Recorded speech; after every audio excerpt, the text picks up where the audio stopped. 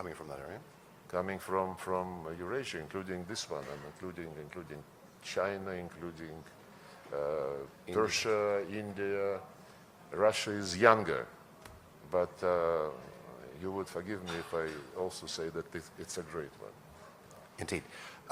Minister Lavrov, you've stated here quite... Would you like some water, sir? Is that what you're looking for? Okay.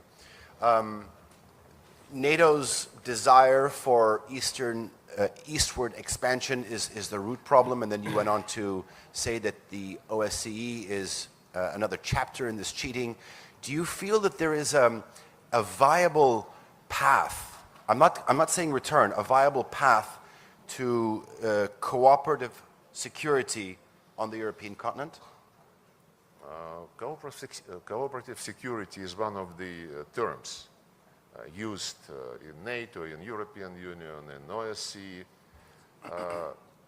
It all depends.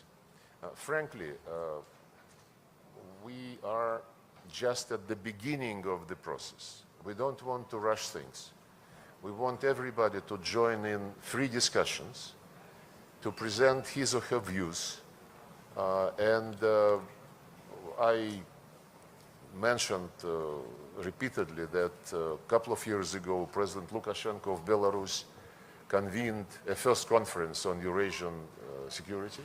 Mm-hmm. The second one was last fall. I participated in both. And the third, it is an annual feature. Invited to this conference were not only like-minded countries, but also members of NATO and European Union, some other Europeans like Serbia, Hungary, of course, participated in both of them, Slovakia, and the list of invitees would be growing. It is not against anybody. It is not against NATO. I think the biggest enemy of NATO is NATO itself and those who were trying to use it to dominate in violation of their own pledges in OSCE. But the fragmentation process, which I mentioned, which is taking place in the world economy, it is also reflected in the security area, the discussions of NATO, the scares of Europeans, that they would be left to their own devices. We don't interfere. If they believe that they are still relevant in the form which failed many times,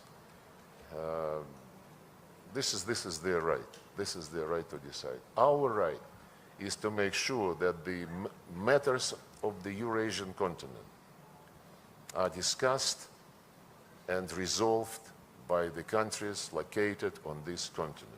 This is not to close the door for outsiders.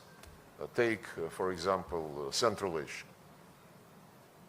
The 5+1 format is, I think, mushrooming 10 or 12 groups like this, with the US, with European Union, separately with France, with Germany, Japan, South Korea, Turkey, Russia, of course.